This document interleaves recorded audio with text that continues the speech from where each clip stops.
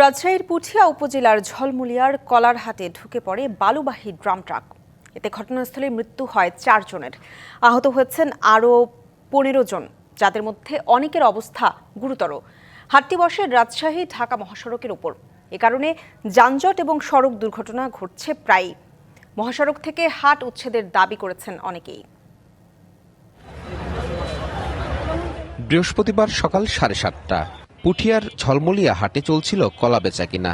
এ সময় একটি বালু ভর্তি ড্রাম ট্রাক দ্রুত গতিতে ঢুকে যায় সড়কের পাশের এই হাটে। বিকট শব্দে ট্রাকটি সবকিছু উড়িয়ে নিতে থাকে। প্রত্যক্ষদর্শীরা সেই ভয়ানক দৃশ্য বর্ণনা করছিলেন।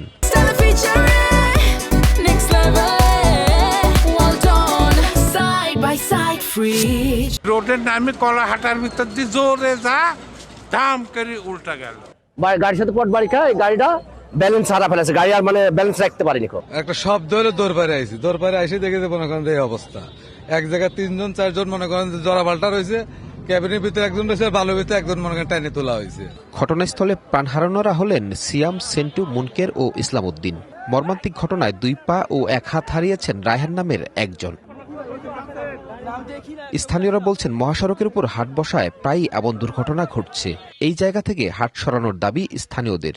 কলাহাটা সাইকেল, ভ্যান, রিক্সা নিয়ে জাম করে ফেলে দেয়, যার জন্য গাড়িগুলো যাইতে আসতে গাড়িদেরও অসুবিধা হয়, লোকজনেরও অসুবিধা হয়। পুলিশ প্রশাসনের দেখে ওইগুলো কিছু এমন কিছু করে না। এই সার্ভিস গাড়িগুলোকে অত্যন্ত ঝুঁকির মুখে পড়তে হয়, কারণ এই টাইম শেষ হয়ে যায়।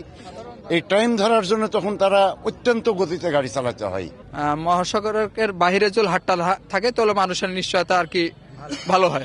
হাইওয়ে পুলিশ বলছে, তারা মহাসড়ক থেকে হাট উচ্ছেদের চেষ্টা করেও সফল হননি। আমরা সবসময় এখানে থাকি, আমাদের পিকেট পার্টি থাকে, জেলা পার্টি থাকে, এখানে একটা পুলিশের চেকপোস্টও আছে। আমরা সবসময় ওদেরকে সতর্ক করি, আমরা নিচে নামানোর চেষ্টা করি যাতে কোনো দুর্ঘটনা না ঘটে। আমরা সবসময় সতর্ক আছি এই বিষয়টা নিয়ে। রাজশাহীর ঝলমলিয়া ও বানেশ্বর হাট পাইকারদের কাছে বেশ জনপ্রিয়। এই হাট থেকে বছরে কোটি কোটি টাকা রাজস্ব আয় হয়। Sourav Habib, DBC news, Rajshahi.